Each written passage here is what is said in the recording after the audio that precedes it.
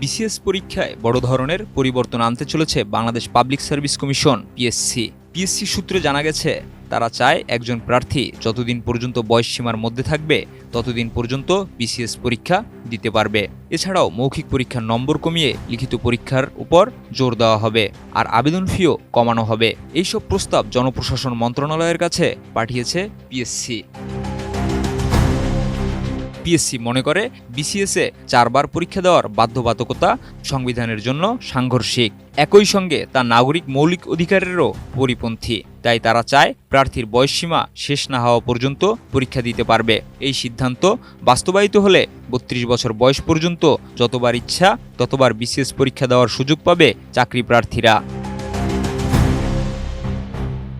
এছাড়াও মৌখিক পরীক্ষার নম্বর কমিয়ে লিখিত পরীক্ষার উপর জোর দেওয়ার জন্য মৌখিক পরীক্ষার নম্বর 200 থেকে কমিয়ে 100 করা হবে। এই পরিবর্তন 44তম বিসিএস-এর মৌখিক পরীক্ষা থেকে কার্যকর হতে পারে। এলো ভিশন মুশকিল আসান অফার। যে কোনো ব্র্যান্ডের পুরনো ফ্রিজ নিয়ে চলে আসুন ভিশন শোরুমে আর নিয়ে যান নতুন ভিশন ফ্রিজ 20% পর্যন্ত ছাড়।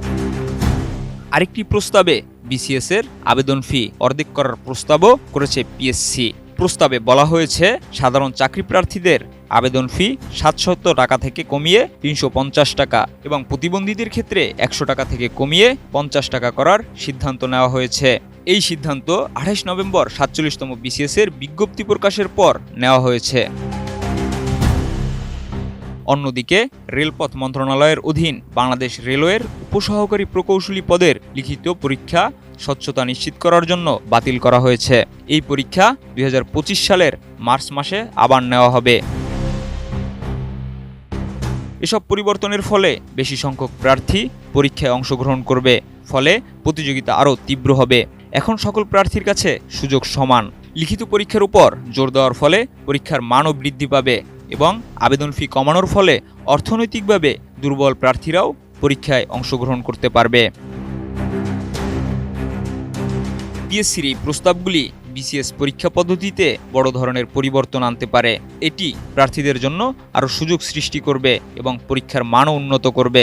তবে পরিবর্তনগুলি কার্যকর হলে এর দীর্ঘমেয়াদী প্রভাব কী হবে তা পর্যবেক্ষণ করাও জরুরি। Desk report, ATN news.